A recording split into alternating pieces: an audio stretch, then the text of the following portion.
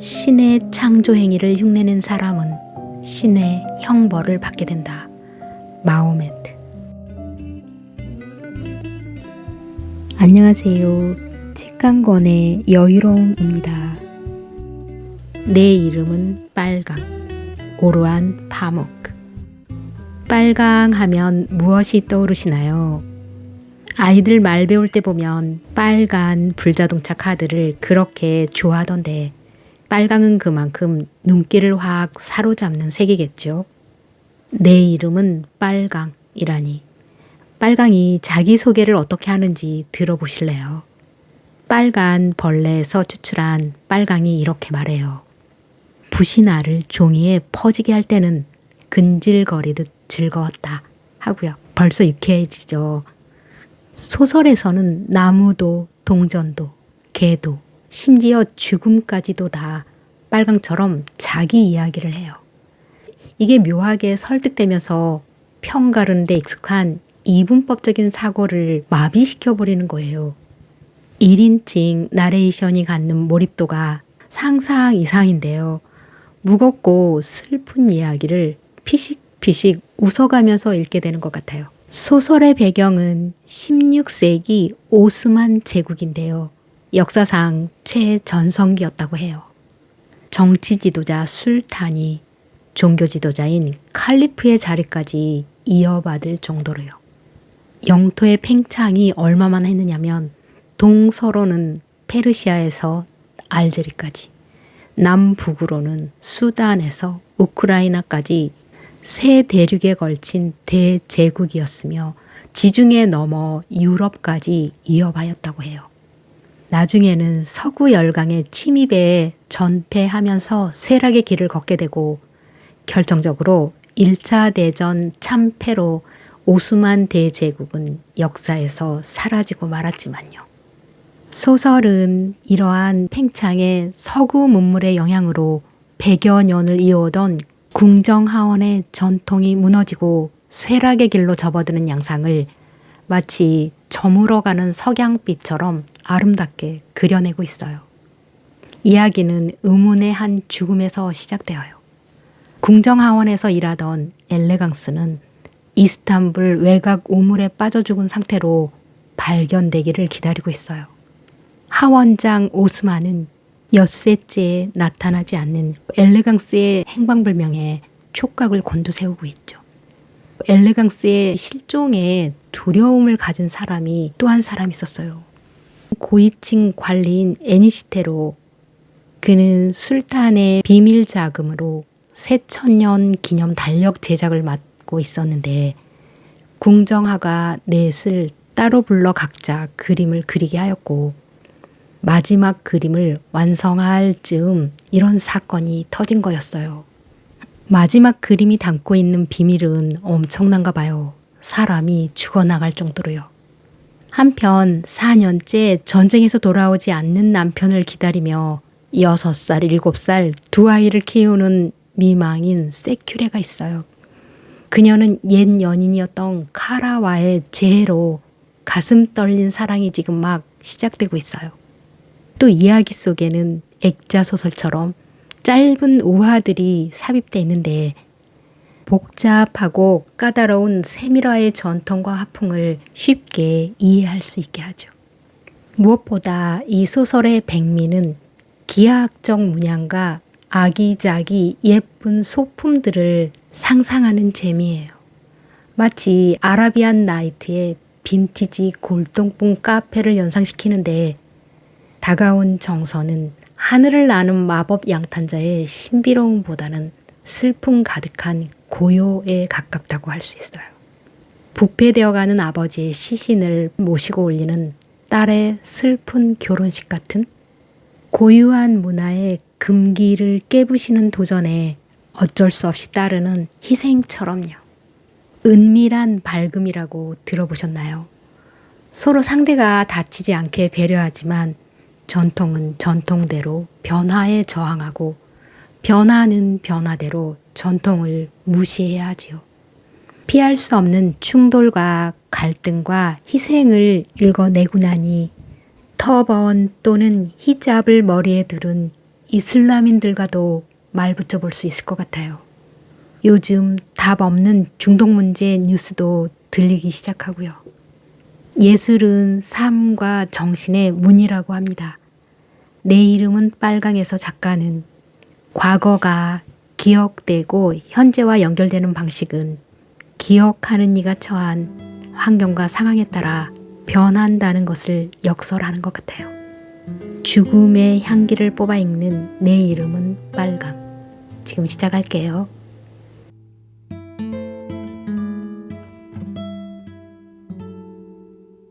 나는 죽은 몸. 나는 행복했다. 아니, 지금에서야 내가 행복했던 줄을 알겠다. 난 술탄의 하원에 속한 화가들 가운데 가장 멋지게 그림을 장식했다. 그림 장식에서 나를 따를 자는 아무도 없었다. 나는 술탄의 화원에서 일하는 것 말고 바깥에서도 일을 해 매달 900악체씩이나 벌었다. 이런 것들을 생각하면 할수록 여기 이렇게 죽어 누워있는 것이 너무 분통하다. 난 그림도 그리고 책 장식도 했다. 페이지의 여백과 테두리에 형형색색의 잎사귀와 나뭇가지, 꽃과 새를 그려 넣어 장식하는 일이었다. 구불거리는 중국풍의 구름, 서로 껴안고 있는 잎사귀들, 여러 가지 색의 숲과 숲 속에 숨어 있는 영양들, 술탄들, 나무들, 궁전들, 말들, 사냥꾼들. 젊었을 때는 접시에도 그림을 그렸다. 때로는 거울 뒷면과 나무 수저에도, 그리고 보스포루스 해안에 있는 별장과 저택의 천장, 괴짝의 겉면에도 그림을 그리곤 했다. 하지만 최근에는 그런 일에는 손대지 않고 책 장식만 했다. 술탄이 보수를 넉넉히 주었기 때문에 굳이 다른 일로 돈을 벌 필요가 없었다. 그런데 죽어보니 인생에서 돈은 전혀 중요하지 않다는 걸 깨달았다고는 말하지 않겠다. 살아있지 않아도 돈은 여전히 중요하다.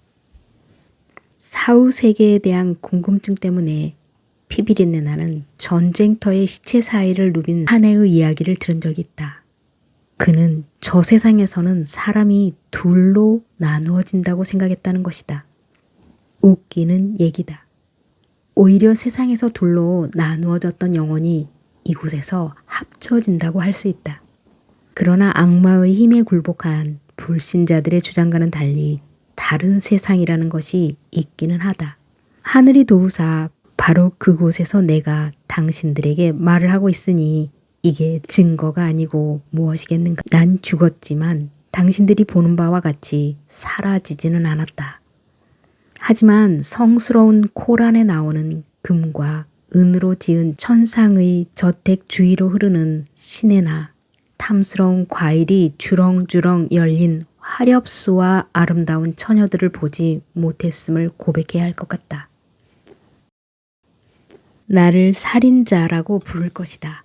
나는 살인자가 되기 전에 행복했던 삶을 떠올리며 마음의 안정을 찾으려고 하루 이틀 밤 이곳 에메랄드 커피숍에 와서 이야기꾼의 이야기를 들었다.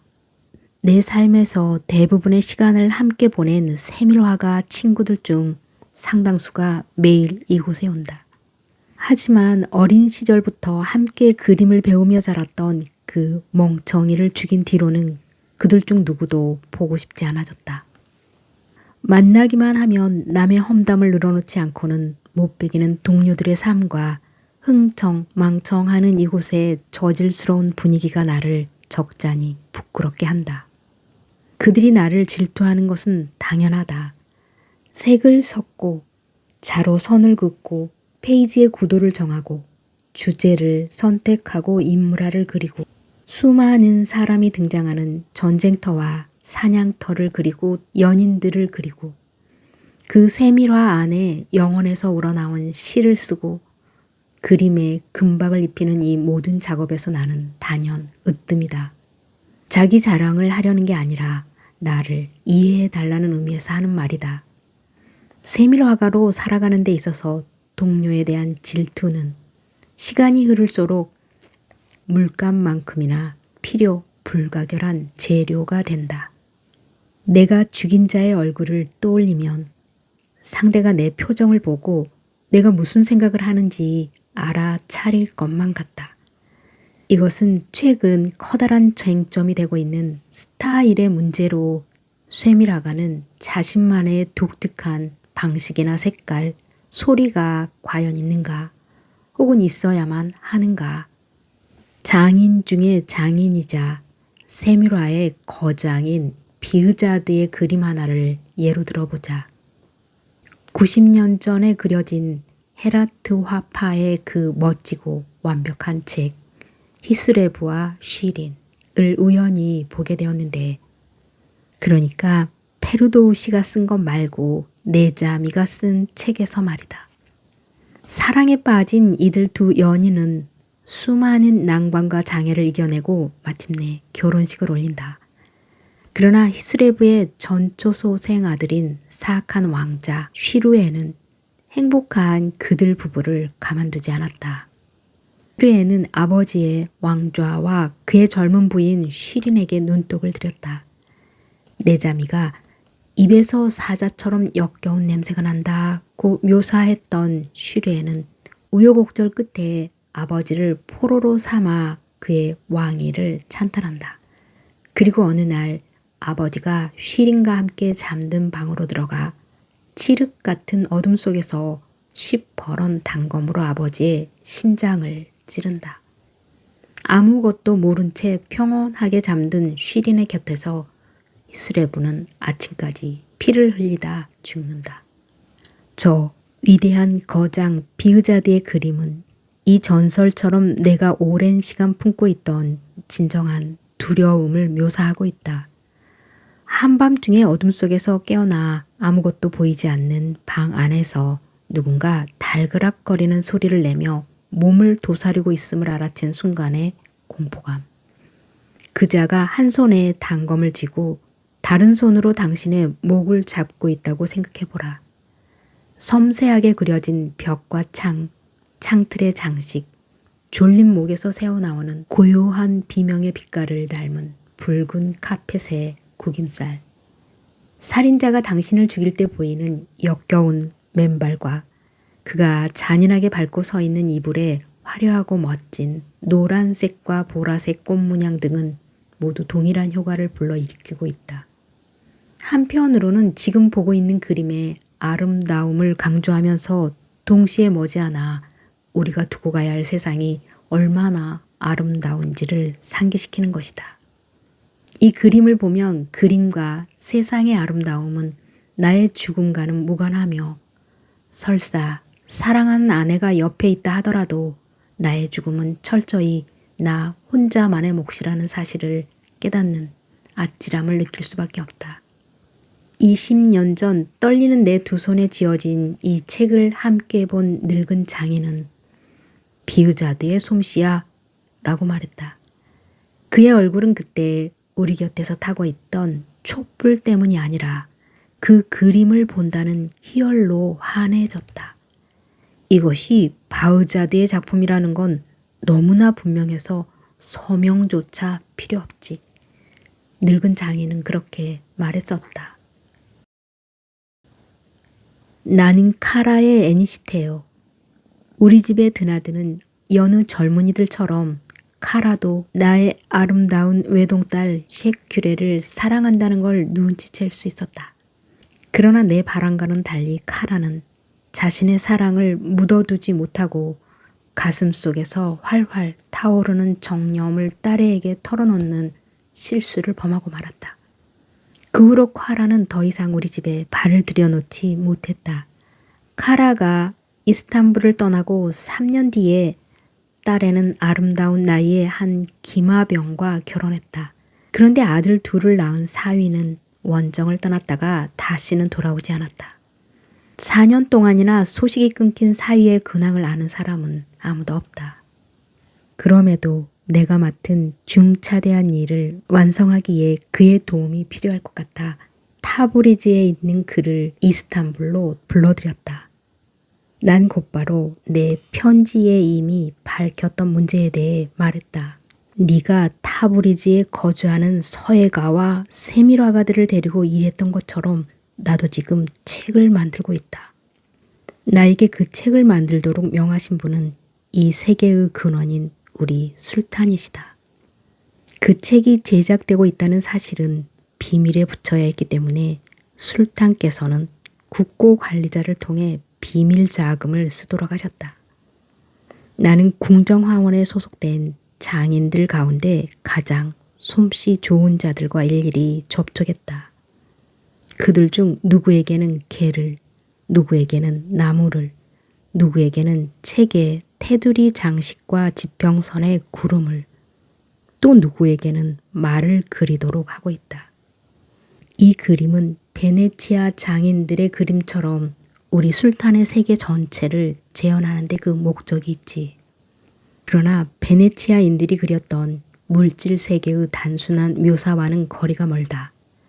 그것은 술탄의 기쁨과 두려움, 그의 내면 세계의 풍부함을 표현하는 그림이어야 해. 그림 속의 도는 물질에 연연하지 않는 태도를 드러내며 악마와 죽음은 우리가 느끼는 공포를 의미하지. 나는 나무의 불멸성, 말의 피로, 개의 거만함을 통해 우리 성스러운 술탄과 그분의 세계가 드러나길 바란다. 황새, 올리브, 엘레강스, 나비 등의 예명을 사용하는 쇠밀화가들은 각자 원하는 소재를 그리라고 했지. 가장 춥고 불행한 겨울밤에도 술탄의 쇠밀화가들은 자기가 그린 것을 보여주려고 비밀리에 나를 찾아오곤 해. 지금으로선 우리가 어떻게 그림을 그리고 왜 그런 식으로 일을 해야 하는지 정확하게 설명할 수 없구나. 너에게 일부러 숨기려는 게 아니라 나조차도 그 그림들이 과연 무엇을 의미하는지 잘 모르기 때문이다. 난 다만 그것들이 어떤 그림이 되어야 하는지만 알 뿐이란다. 각각의 그림들은 하나의 이야기의 부분들이다. 세밀화가들은 우리가 읽을 책을 더 아름답게 만들기 위해 그 이야기 가운데 가장 멋진 장면들을 그리지. 그렇게 말하고 나는 후회하는 듯한 어조로 덧붙였다. 난 그렇게 생각했는데 꼭 그것만은 아닌가 보더군. 2년 전 나는 우리 술탄의 대사 자격으로 베네치아에 갔었다. 거기서 내내 베네치아 화가들이 그린 인물화들을 관찰했지. 그 그림들이 어떤 이야기의 장면인지도 모르면서 이해하려고 노력했다.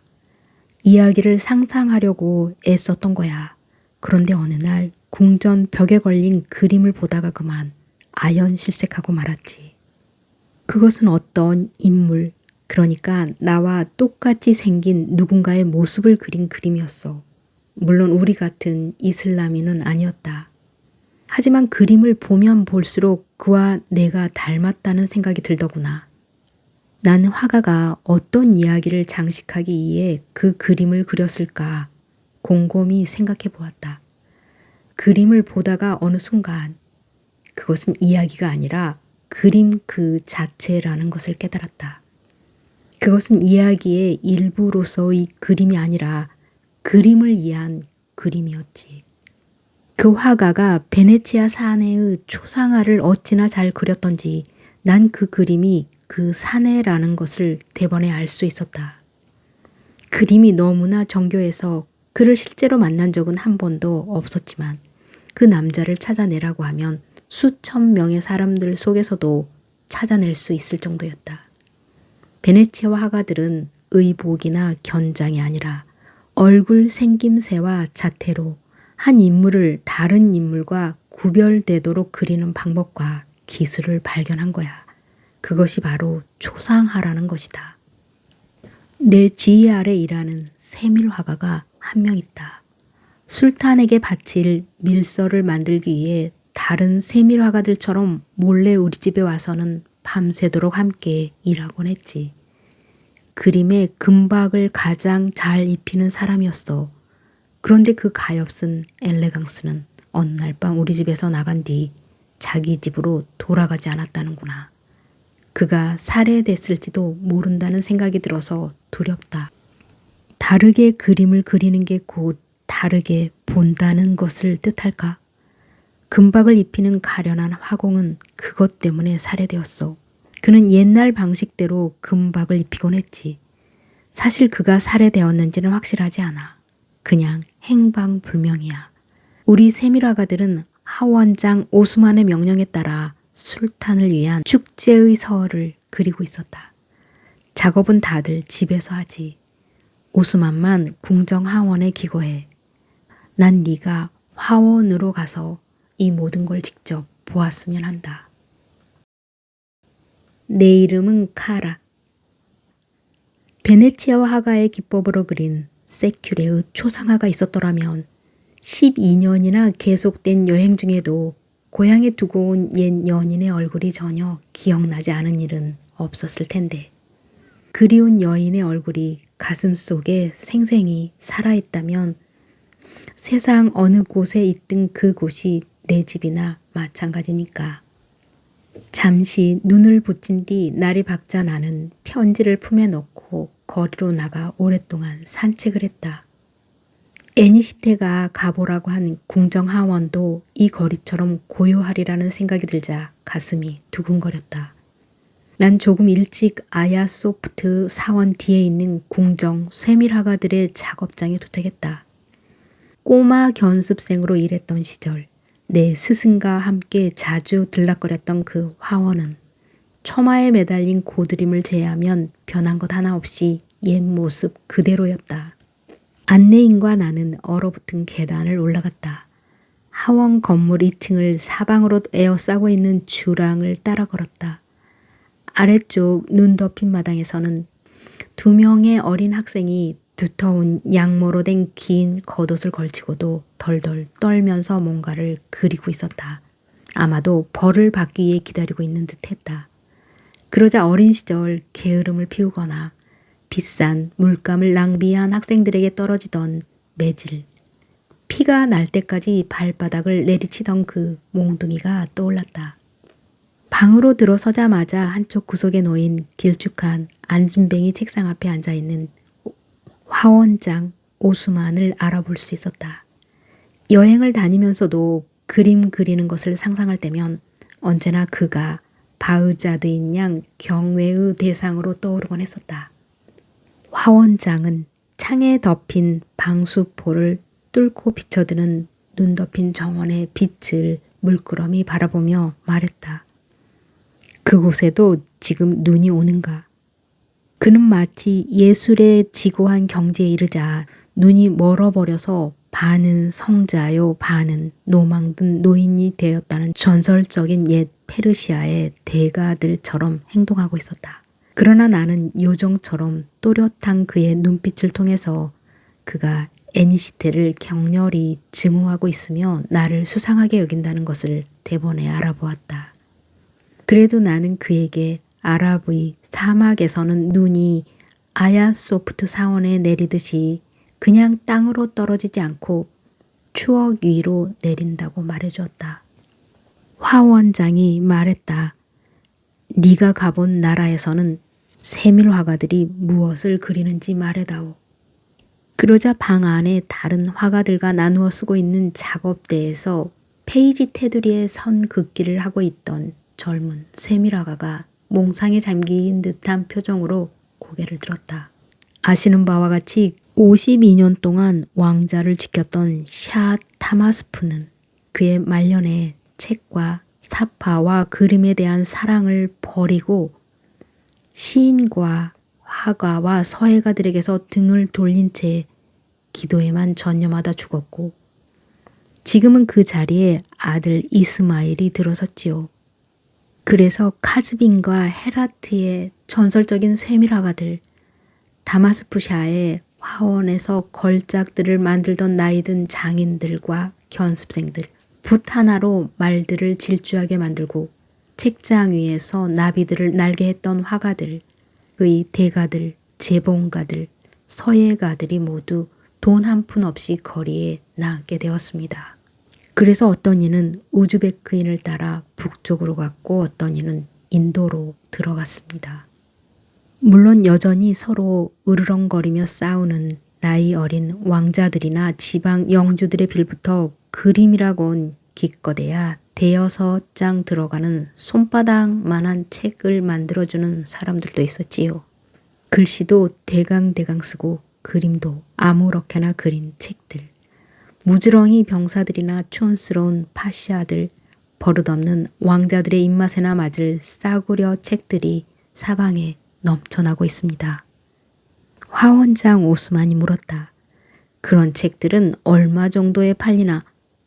그 유명한 사디키 베이가 우즈베키인 기마병을 위해 겨우 금화 40개를 받고 낯선 피조물들의 복사본을 그렸다고 들었습니다. 그림을 포기할 수 없었던 몇몇 장인들은 어떤 이야기의 일부도 되지 못하는 그림들을 낱장으로 그려 팔고 있습니다. 그저 그림 자체를 보는 것만으로 즐거워하며 아, 이건 정말 진짜 말 같군, 아름다워 하면서 화가에게 돈을 줍니다. 금박이 피는 솜씨가 뛰어난 장인이 한 사람 있었지. 오스만이 불쑥 입을 열었다. 그가 금박을 입힌 그림들이 얼마나 우아했던지 우리는 그를 엘레강스라고 불렀다네. 그런데 그가 우리를 두고 가버렸어. 벌써 엿새가 지났는데도 그를 봤다는 자가 아무도 없네. 가뭇 없이 사라져버리고 말았어. 도지의 시절부터 내가 길러낸 4명의 젊은 장인들, 나비, 올리브, 황새, 그리고 엘레강스는 이제 술탄의 명으로 집에서 그림을 그린다네.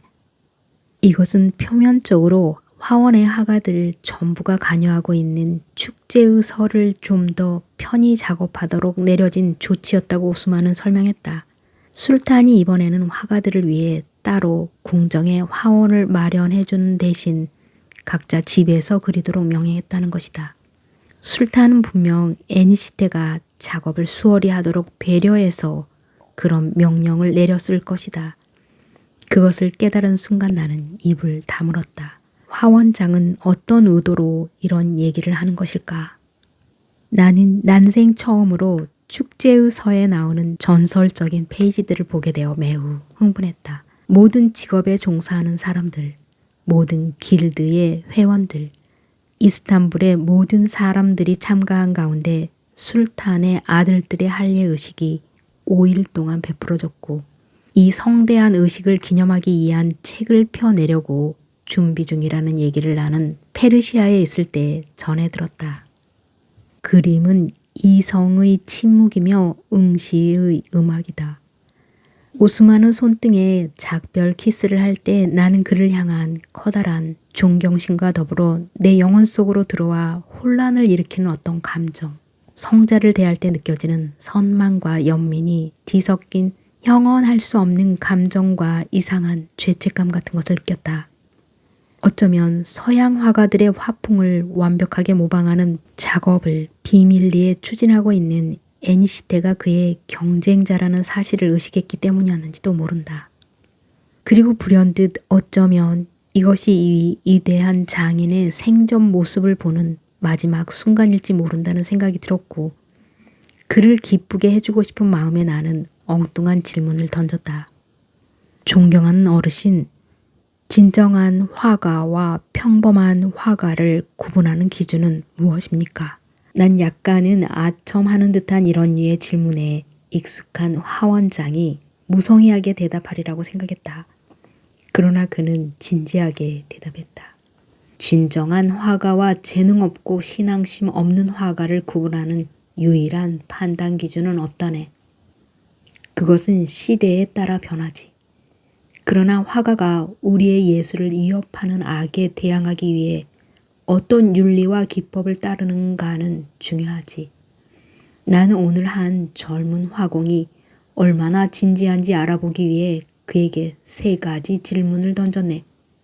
그 질문이 무엇입니까? 중국인과 서양인들의 영향으로 일어난 새로운 유행을 따라서 자신만의 개성적인 화풍을 가지고자 하고 다른 화가들과 구분되는 자신만의 분위기를 만들어내려 하고 또 그것을 증명하기 위해 이교도들처럼 그림에 서명을 새겨 넣는 행위를 어떻게 여기는지 알아보기 위해 먼저 스타일과 서명에 대해 물었지. 그 다음 질문은 무엇입니까? 난 존경스레 물었다. 우리에게 책을 주문한 왕들과 술탄들이 죽고 그 책들의 주인이 바뀌고 그리고 그린 그림들이 페이지에서 각각 떨어져 나와 다른 시대에 다른 책 속에서 사용된다면 그것을 그린 화가는 어떤 생각을 하게 될까? 이런 문제는 상심하거나 혹은 기뻐하는 것으로 극복할 수 없는 예민한 것이기 때문에 난 화가에게 시간에 대해 묻곤 한다네. 자네는 화가의 시간과 신의 시간을 이해했나? 난 아니라고 대답하지 않고 다시 물었다. 세 번째 질문은 무엇입니까? 세 번째는 눈먼에 관해서네. 그렇게 말하더니 그는 이 문제는 모두가 알고 있어서 더 이상 설명이 필요 없다는 듯 입을 다물었다. 당황한 나는 어쩔 줄 몰라 하며 물었다. 눈이 머는 것의 의미를 말씀하시는 겁니까? 눈이 먼다는 건 고요해지는 것이라네. 내가 조금 전에 말한 첫 번째와 두 번째가 합쳐지면 눈멈이 오지.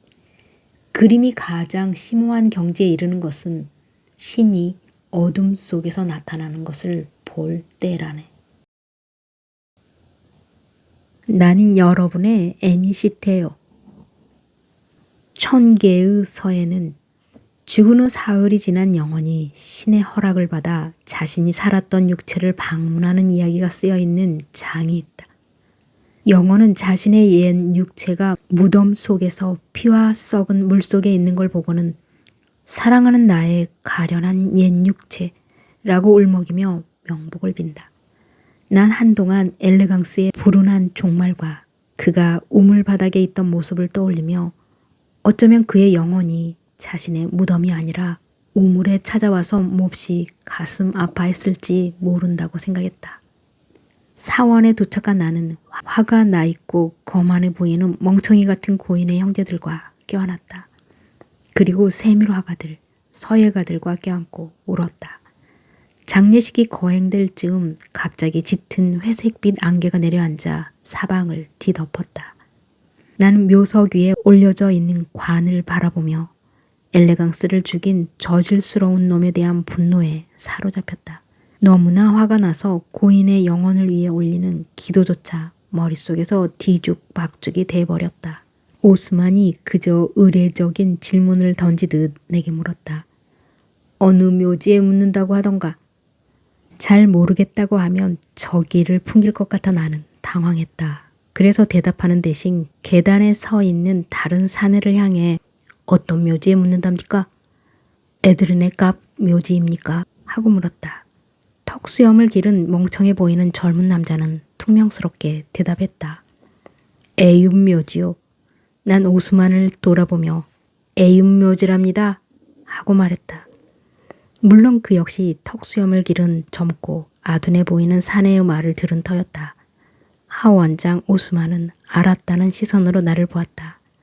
난 그가 나와의 대화가 더 이상 길어지기를 원치 않는다는 걸 단번에 알아챘다. 하원장 오스만은 술탄께서 나의 영향으로 서양의 화풍에 관심을 갖게 된 것도 그의 심기를 불편하게 했을 것이다. 한 번은 술탄께서 자신의 초상화를 베네치아 화가가 그린 것처럼 그려달라고 오스만에게 명한 적이 있었다. 오스만은 역겨워하면서 그 그림을 그렸고 그런 일을 하게 된 게 다 나 때문이라고 했다는 것도 난 알고 있다. 물론 그의 말이 틀린 것은 아니다. 에윕의 평평한 길로 내려왔을 때 나비가 다가와 내 팔짱을 꼈다. 관을 꽤 빨리 옮기는구먼. 벌써 언덕 위에 다다른 모양이야. 날씨가 추우니까요. 나비가 이를 드러내고 사랑스러운 미소를 지으며 말했다. 난 불현듯 궁금해졌다.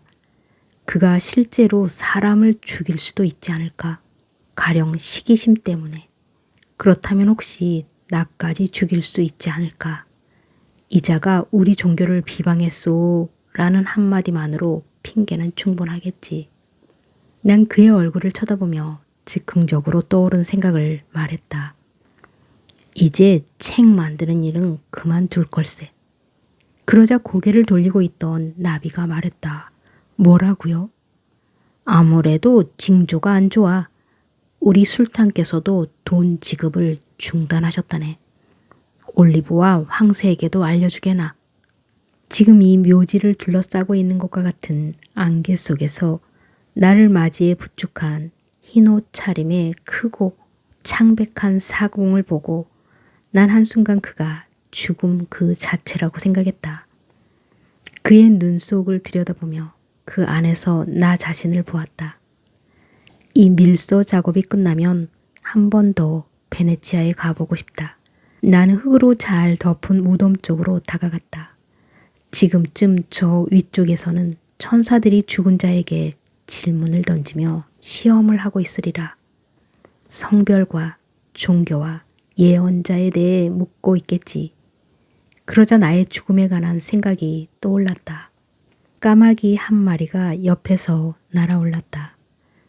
나의 죽음을 생각하자 어떠한 대가를 치르더라도 반드시 책을 완성해야 한다는 사실이 다시 한번 분명해졌기 때문이다. 곁에 있는 카라의 눈을 따뜻한 마음으로 바라보았다.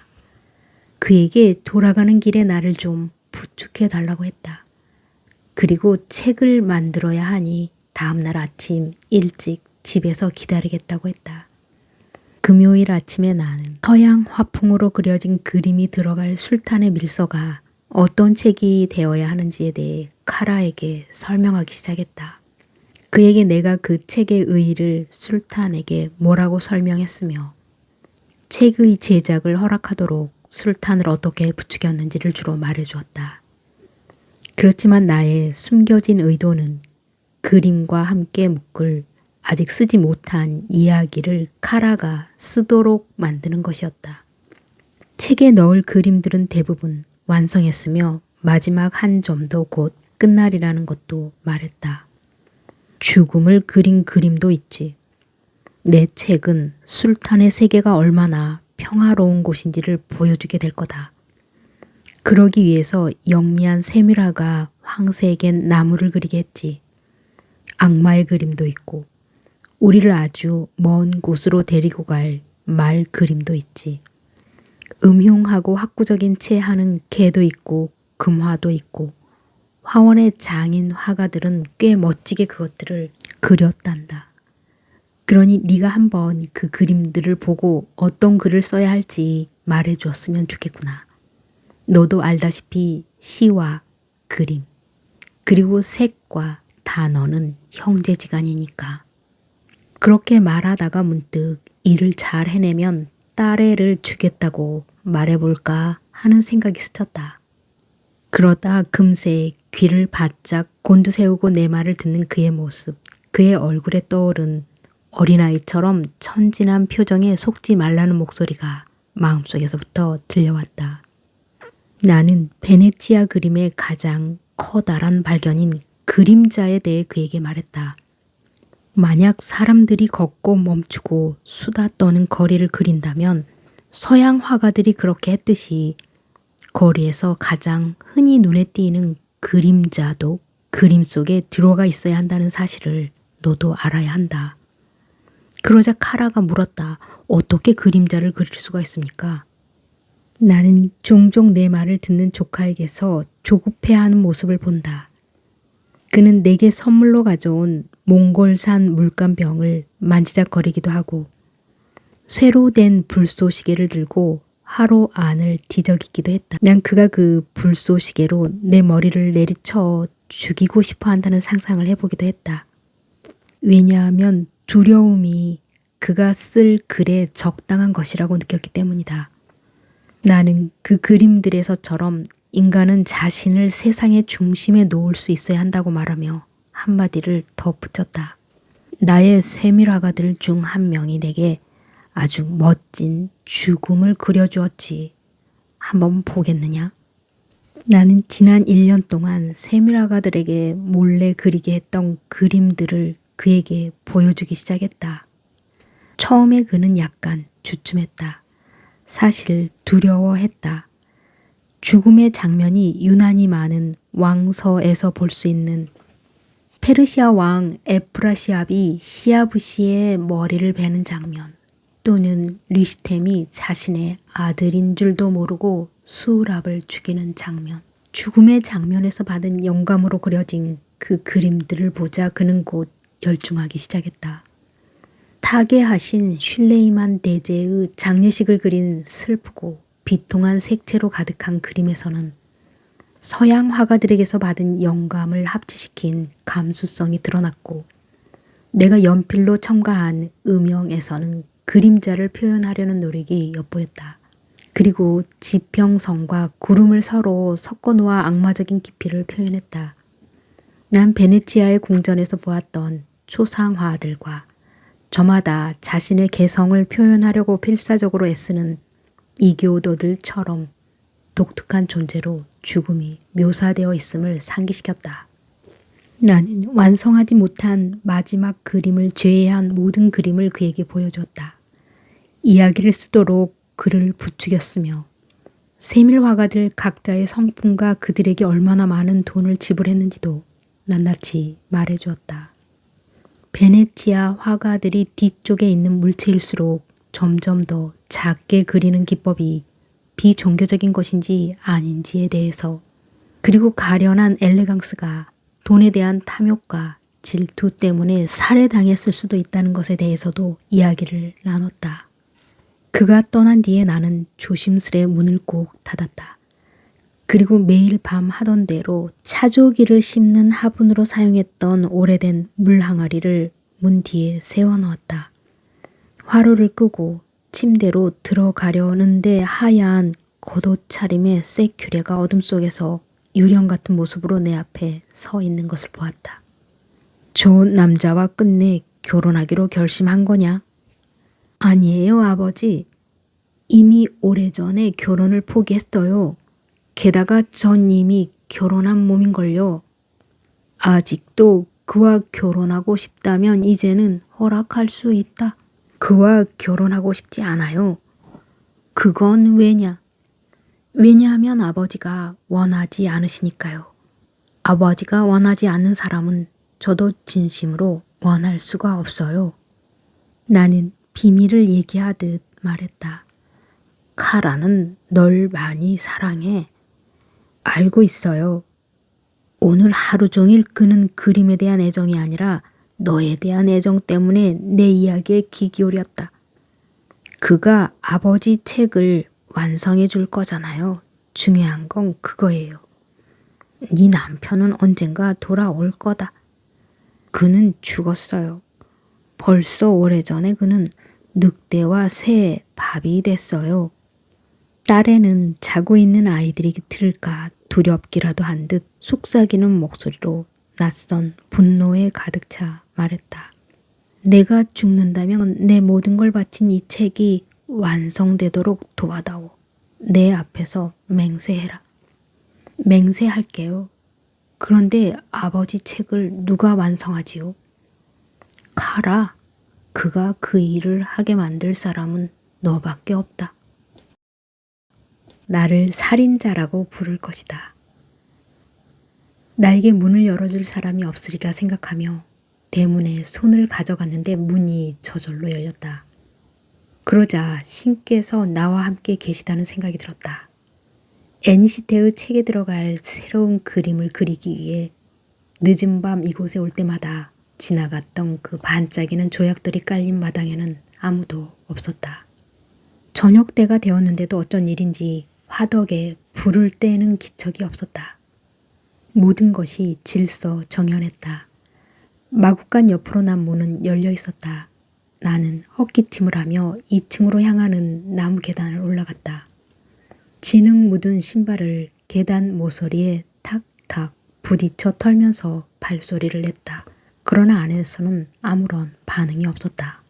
집에 아무도 없는 걸까? 집 안으로 들어선 나는 먼저 문 오른편 방, 세큐레가 아이들을 데리고 자는 침실일 거라 생각했던 방으로 들어갔다. 침구를 만지작거리고 침대 가장자리에 있는 서랍장과 뚜껑이 깃털처럼 가벼운 함을 열어보았다. 방 안에 배어있는 부드러운 아몬드 향기를 셰큐레의 살 냄새라고 상상하며 음미하고 있을 때 넉넉히 있던 내 머리 위로 벽장 문틈에 끼어있던 베개가 툭 떨어졌다. 베개는 노스의 주전자와 컵에 부딪히며 바닥으로 떨어졌다. 방 안은 칠흑같이 어두웠고 나는 다소 추위를 느꼈다. 안에서 애니시테의 목소리가 들려왔다. 하일리에? 세큐레? 둘 중 누구냐? 난 재빨리 방에서 나와 복도를 가로질러 애니시테와 함께 일했던 푸른 문에 화실로 들어가며 대답했다. 접니다, 애니시테 어른. 자네는 누군가? 그 순간 나는 화려하게 장정을 꾸민 책에 마지막에 들어가는 빈 페이지에 자만심 강한 서예가가 글씨를 쓰듯 나의 별명, 출신, 그리고 아버지의 이름도 포함된 나의 이름, 그리고 당신의 가련한 죄 많은 종이라는 구절까지 천천히 또박또박 발음했다. 뭐? 아, 애니시테는 그렇게 말하고 입을 다물었다. 그러자 어린 시절 들었던 시리아 동화 속에 나오는 죽음을 눈앞에 둔 노인들이 경험한다는 영원히 계속되는 짧은 순간이 정적에 휩싸였다. 지금 내가 죽음에 관한 얘기를 했다고 해서 내가 그곳에 간 목적이 그것일 거라고 생각하는 이가 있다면 그는 지금 읽고 있는 이 책을 잘못 이해하고 있는 것이다. 누군가를 죽일 마음을 먹은 사람이 대문을 두드리고 신발을 벗고 칼도 없이 빈손으로 찾아갔겠는가. 그래, 왔구먼. 애니시테는 다시 동화 속 노인처럼 말했다. 방의 한쪽 구석, 늘 같은 자리에서 왼편으로 빛을 받으며 안진뱅이 책상 앞에 앉아있는 애니시테의 얼굴은 잘 보이지 않았다. 촛불 아래서 붓과 물감병과 연필과 문진들 사이에서 새벽까지 그림을 그리고 애니시테와 그림에 관한 얘기를 나누던 동안 느꼈던 친밀감이 금세 되살아나 당황스러웠다. 내가 죄를 지었다는 사실과 그 때문에 우울증이 생겼음을 고백해야 한다는 생각 때문인지 모르겠지만 나는 갑자기 부끄러워졌다. 그래서 애니시테에게 나의 걱정거리를 옛날 얘기에 빗대어 털어놔야겠다고 마음먹었다. 에스파냐 출신의 예술가 세우 무함마드의 이야기를 어쩌면 당신들도 들어보았을 것이다. 세계의 선택이나 구도를 잡고 페이지를 구성하는 감각, 특히 얼굴 그림을 그리는 능력, 그리고 그림 안에서 시도해 볼 수 있는 다양한 즐거움과 기하학에서나 볼 수 있는 숨겨진 이성을 표현하는 데 있어 이 세밀 화가를 능가할 만한 사람은 없었다. 젊은 나이에 대가의 경지에 이른 마법의 손을 가진 이 장인은 정확히 30년 동안 창조적인 면과 스타일 면에서도 시간의 흐름을 두려워하지 않는 도전적이고 열정적인 화가로 살았다. 그는 몽골인을 통해 전해진 중국 수묵 화풍으로 작업을 했으며 거대한 불화를 가진 말들, 반은 사람이고 반은 짐승의 형상을 가진 괴물들, 귀신들을 악마적일 만큼 정교하고 민감한 헤라트풍으로 그려내었는데 빼어난 솜씨와 균형미를 자랑하는 화가들 중 한 명이었다.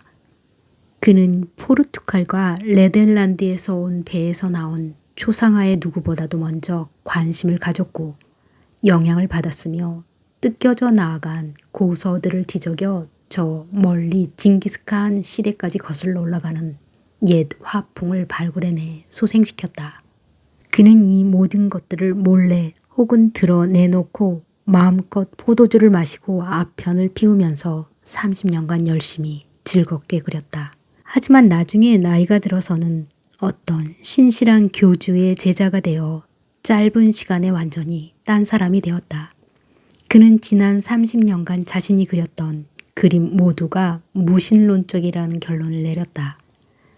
그러고는 일생에 남은 30년 동안 도시에서 도시로, 궁전에서 궁전으로, 도서관에서 도서관으로 옮겨다니며 자신이 그린 그림이 있는 책을 찾아내 없애버렸다.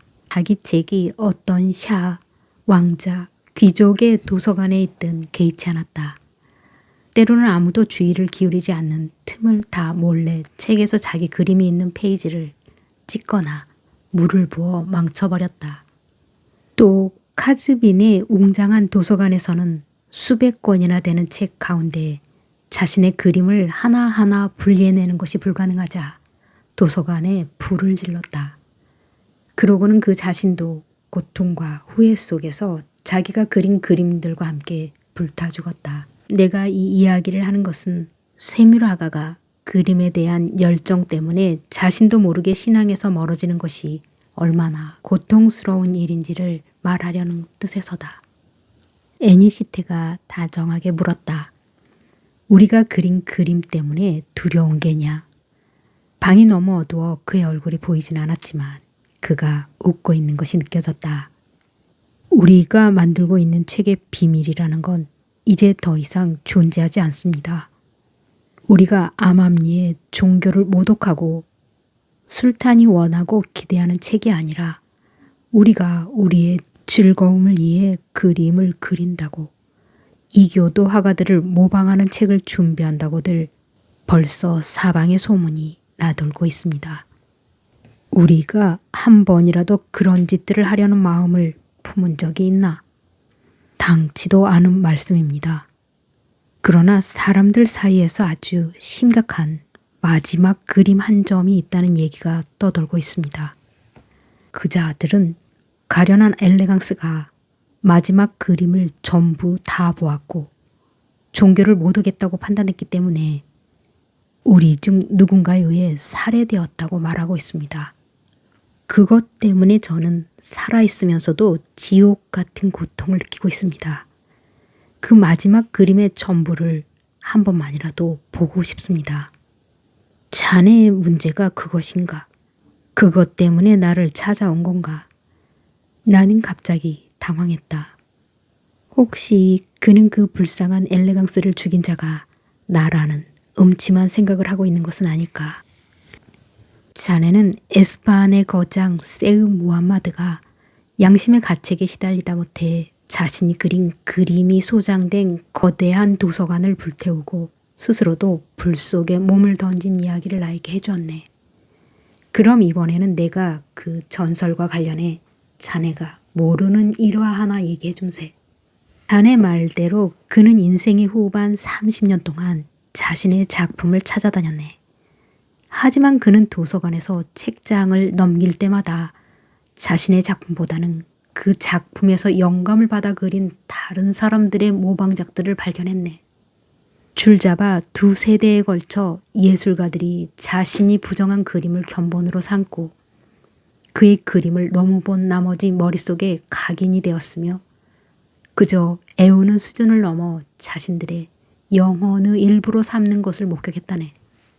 무하마드가 자기 그림을 찾아 없앨수록 젊은 화가들은 숭배하는 마음으로 더욱더 많은 책에 그의 화풍을 모방한 그림을 그려 넣었고 다른 이야기의 사파를 그릴 때마다 그것을 활용했네. 그래서 그의 그림은 모든 사람의 기억에 자리 잡았고 온 세상에 퍼지게 되었지. 우리는 오랜 세월에 걸쳐 많은 책과 그림을 보면 볼수록 한 가지 사실을 분명히 깨닫게 되지. 훌륭한 화가는 자신의 그림으로 우리에게 영향을 끼치는 것으로 그치지 않고 종국에 가서는 우리 마음속이 풍경까지 바꿔놓는다는 것을 말이야. 어떤 화가의 예술작품이 이렇게 한번 우리 영혼 속에 자리 잡으면 그것은 우리가 세상의 아름다움을 바라보는 잣대가 되고 말지. 에스파한의 대가는 인생의 내리막에서 자기가 아무리 그림을 태워 없애더라도 그것이 사라지기는커녕 오히려 더욱 널리 퍼지는 것을 목격했지. 그뿐만 아니라 모든 사람이 한때 자신이 보았던 방식으로 세계를 본다는 것과 자신이 젊은 시절에 그렸던 그림과 닮지 않은 것은 추하게 여긴다는 것을 알게 되었네. 마음 깊은 곳에서 솟아오르는 경외심과 애니시테를 기쁘게 하고 싶은 욕망을 참지 못하고 나는 그의 무릎 앞에 엎드렸다. 그의 손등에 입을 맞출 때 내 눈에는 눈물이 고였고 내 영혼 속에서 이제껏 화원장 오스만이 차지하고 있던 자리가 그에게로 넘어갔음을 느꼈다. 전에 없었던 새로운 물건 하나가 눈에 띄었다. 청동으로 만든 물감병이었다. 난 용기를 내어 말했다. 가련한 엘레강스가 왜 살해당했는지 저는 압니다. 엘레강스는 선생님과 우리들, 그리고 우리의 책 모두를 비방하면서 누스렛 호자의 추종자들이 우리를 덮치도록 계략을 꾸미고 있었기 때문입니다. 그가 우리들과 우리의 세밀화를 비난하였기에 당황스럽고 두려운 나머지 그 비열한 놈을 죽여 우물에 던진 겁니다. 비열한 놈이라고? 누가 그를 죽였나? 그 비열한 놈을 누가 죽였는지가 뭐 그리 중요합니까? 그를 죽인 사람은 선한 일을 한 셈 아닙니까? 밖에서 개들이 미친 듯이 짖어대는 소리가 들렸다. 또 눈이 오네요. 이런 늦은 시간에 다들 어디 갔습니까? 무슨 일로 선생님 혼자 남겨두고 나갔는지요. 촛불도 켜두지 않고. 글쎄, 이상한 일이구먼. 나도 잘 모르겠네. 그가 너무나 순순히 말해서 나는 그를 완전히 믿었다. 다른 쇠미라가들과 함께 그를 비웃은 적도 있었지만 실상은 내가 그를 몹시 사랑한다는 걸 다시 한번 절감했다. 난 자리에서 일어나 앉아있는 애니시떼 아저씨의 뒤로 돌아갔다.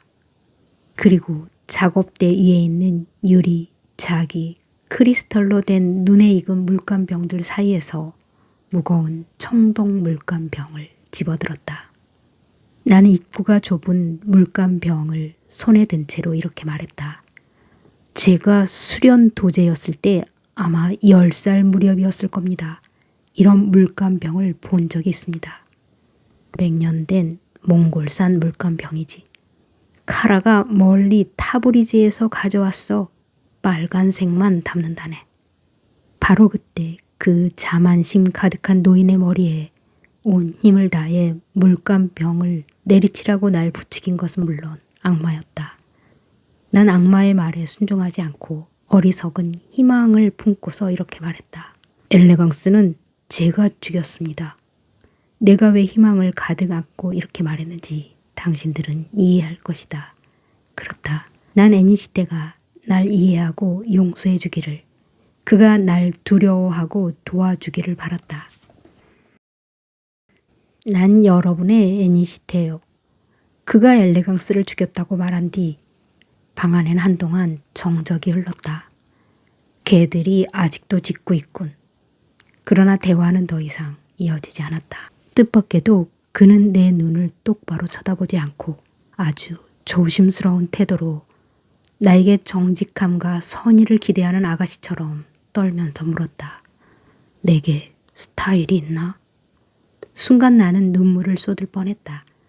온 힘을 다해 부드럽고 다정하게 내가 진심으로 믿고 있는 것을 말했다. 나의 60평생 본 쇠미라가들 중에서 자네의 연필은 정말로 너무나 멋지고 힘차네. 자네의 그림을 보는 사람들은 현실의 세계가 아니라 자네가 그린 것을 더 믿게 되지.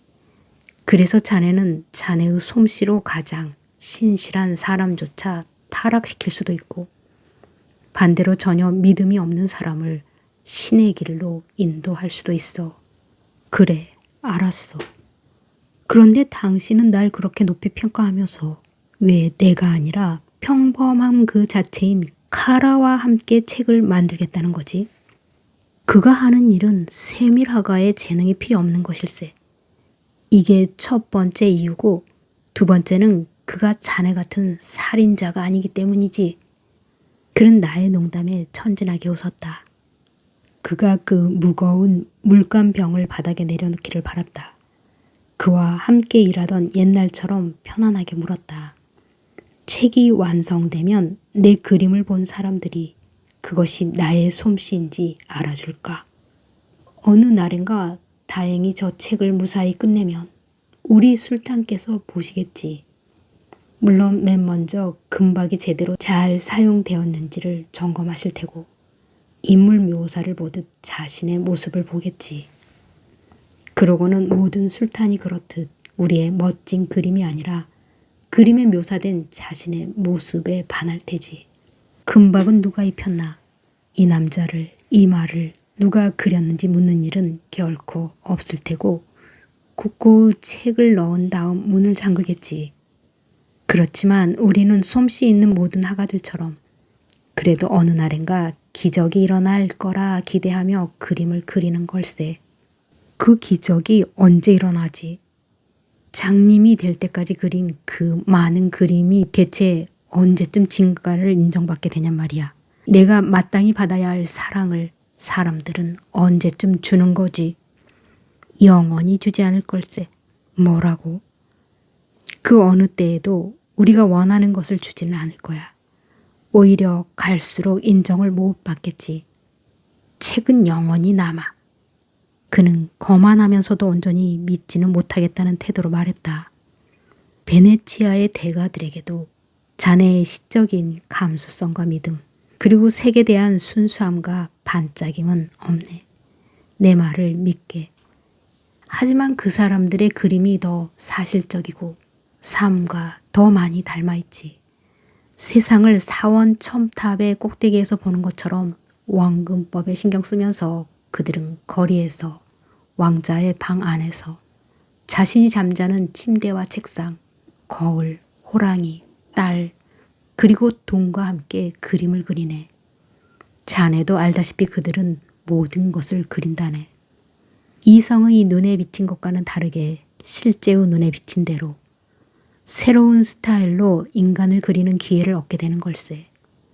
미래의 어느 날이 되면 사람들은 모두 유럽인들처럼 그림을 그리게 될 걸세. 그림을 전혀 모르는 멍청이 재단사조차 자신이 원하는 자신의 초상화를 그리게 하겠지. 그리하여 그가 더 이상 평범한 바보가 아니라 매우 특별하고 유일한 존재임을 그의 코의 구부러진 모양을 보면서 알게 되는 걸세. 그러자 살인자가 농담하듯 말했다. 그렇다면 우리도 그런 그림을 그리면 되겠군. 우리는 못해. 우리가 유럽의 모방자가 되기를 얼마나 두려워하는지 자네가 죽인 엘레강스에게서 배우지 않았나.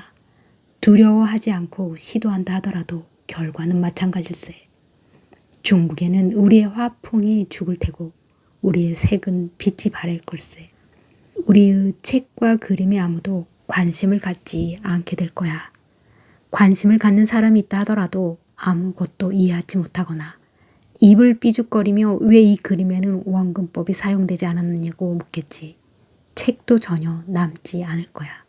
왜냐하면 무관심에다 세월과 여러 가지 재앙이 합해서 우리의 책들은 서서히 먹어치울 테니까. 책 제본에 쓰이는 아랍산 풀에는 물고기의 뼈와 꿀이 들어가 있고 종이는 계란과 녹말로 만든 악교로 광택을 내기 때문에 흰 괴미들 수천 가지의 벌레들이 우리의 책을 사각사각 갉아먹어버릴 걸세. 제본이 떨어져 나가서 페이지들은 산산조각이 나겠지. 도둑이나 생각 없는 화인들, 아이들, 화로를 피우는 여자들이 책과 그 속의 그림들을 아무렇지도 않게 뜯어낼 걸세. 아이들이 연필로 왕자의 그림을 엉망으로 만들고 그림 속 인물들의 눈에 구멍을 내고 책장으로 콧물을 닦고 가장자리 가득 낙서를 할 걸세. 그리고 벌을 내린다면서 그림을 찍고 자를 걸세.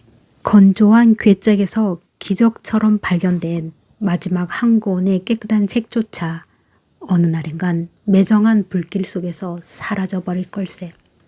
이스탄불에서는 20년마다 한 번씩 대화재가 나지 않나? 그런 대화재에도 아무 탈 없는 마을이 있어야 책도 살아남을 것 아닌가.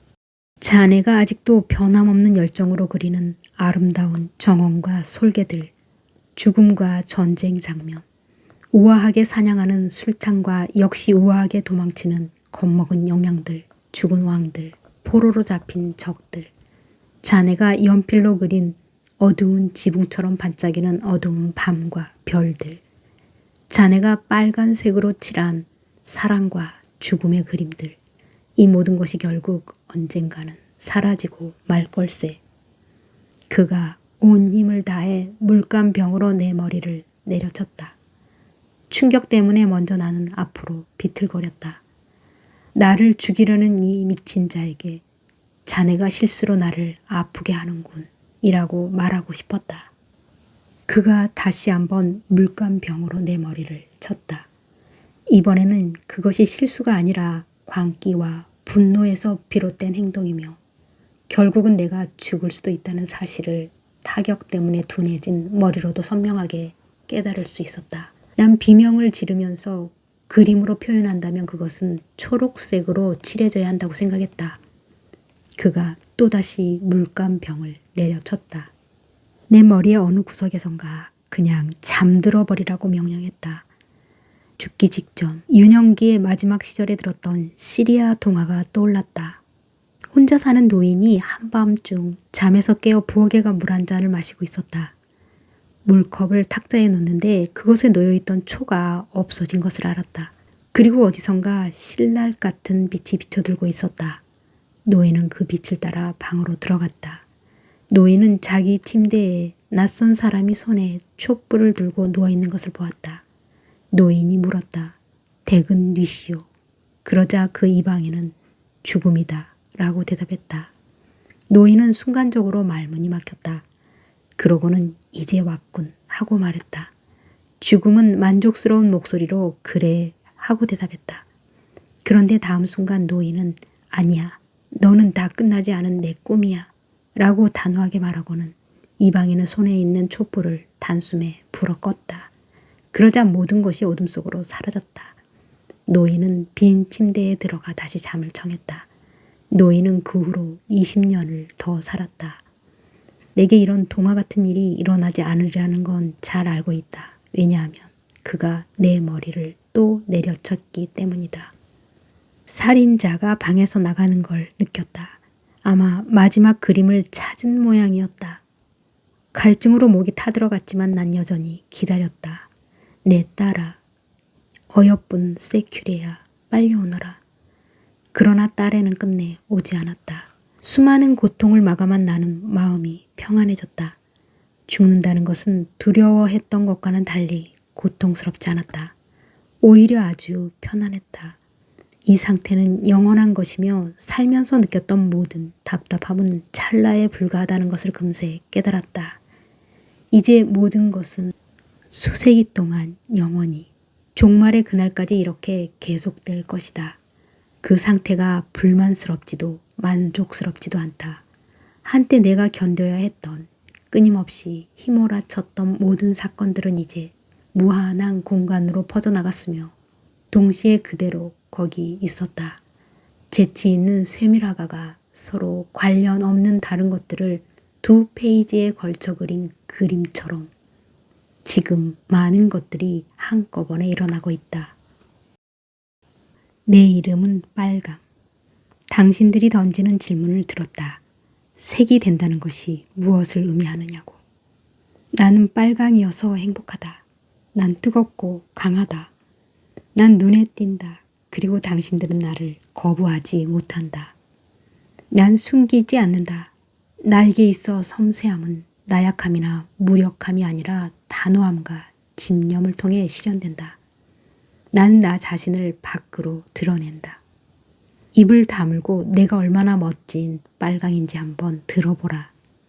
색을 아는 쇠밀화가는 인도의 가장 더운 지역에서 온 최상품의 말린 빨간색 벌레를 절구에 찧어 고운 가루로 만든 뒤 이 빨간 가루 5TDM, 비누풀 1DDM, 그리고 로토르 염료 2분의 1DDM을 준비한다. 7.5파운드의 물을 냄비에 담아 비누풀을 넣고 끓인 뒤 로토 염료를 물에 넣고 잘 젓는다. 그리고 맛 좋은 커피를 한 잔 마실 동안만큼 끓인다. 그가 커피를 마시는 동안 나는 잠시 후면 태어날 아기처럼 안달한다. 커피가 쇠밀화가의 정신을 번쩍 들게 하고 그의 눈이 반짝반짝해지면 빨간 가루를 냄비에 넣고 나를 만들 때에만 사용하는 가늘고 깨끗한 꼬챙이로 잘 저어 섞는다. 이제 곧 나는 진짜 빨강이 되겠지만 무엇보다도 중요한 것은 농도다. 물을 끓이되 너무 오래 끓여서도 안 된다. 꼬챙이 끝으로 그 물을 떠서 엄지손톱에 발라본다. 아, 빨강이 된다는 건 얼마나 멋진 일인가. 손톱이 붉은색으로 물든다. 그런데 농도는 좋지만 찌꺼기가 있군. 냄비를 화로에서 내리고 나를 깨끗한 천에 부어 거른다. 이제 나는 한층 맑아진다. 그리고 다시 냄비에 부어 불에 올려놓는다. 그렇게 2번을 더 끓여서 거품을 내고 약간 빻은 백반을 넣어 찬 곳에서 식힌다. 며칠 동안 나는 냄비 안에서 아무것도 첨가되지 않은 채 줄곧 기다린다. 그러는 동안 모든 책장, 모든 장소, 모든 물건에 칠해질 것을 상상하고는 이렇게 기다리고 있다는 것이 안타깝게 느껴진다. 그리고 정적 속에서 빨강이 된다는 것은 무엇인지 생각해본다. 언젠가 페르시아의 한 도시에서 어느 장님 세밀 화가가 기억으로 그린 말 그림 속 안장 덮개의 장식 그림에 색을 칠하고 있는 견습생 앞에서 장님 세밀 화가가 2명이 논쟁을 벌였다. 평생 신념을 갖고 열심히 일한 결과 자연스럽게 장님이 되는 우리 세밀 화가는 빨강이 어떤 색이고 어떤 느낌인지를 알고 기억하지. 그런데 우리가 태어날 때부터 장님이었다면 지금 이 견습생이 칠하고 있는 빨강을 어떻게 알 수 있겠나. 기억만으로 그림을 그리는 세밀화가의 물음에 다른 세밀화가가 대답했다. 훌륭한 의견이요. 그렇지만 색이란 아는 게 아니라 느끼는 거지. 그렇다면 자네는 한 번도 빨간색을 본 적이 없는 사람에게 빨강의 느낌을 어떻게 설명하겠나. 손가락 끝으로 만져보면 그 느낌이 철과 동의 중간쯤 되지. 손바닥에 올려놓으면 뜨거울 테고 손으로 쥐어보면 소금기가 아직 남아있는 물고기처럼 느껴지겠지. 입에 넣으면 입 안이 꽉 찰 테고 냄새를 맡으면 말 냄새가 나겠지. 꽃의 향기로 치면 붉은 장미보다는 국화향기와 비슷할 걸세. 그렇다면 빨강의 의미는 무엇인가?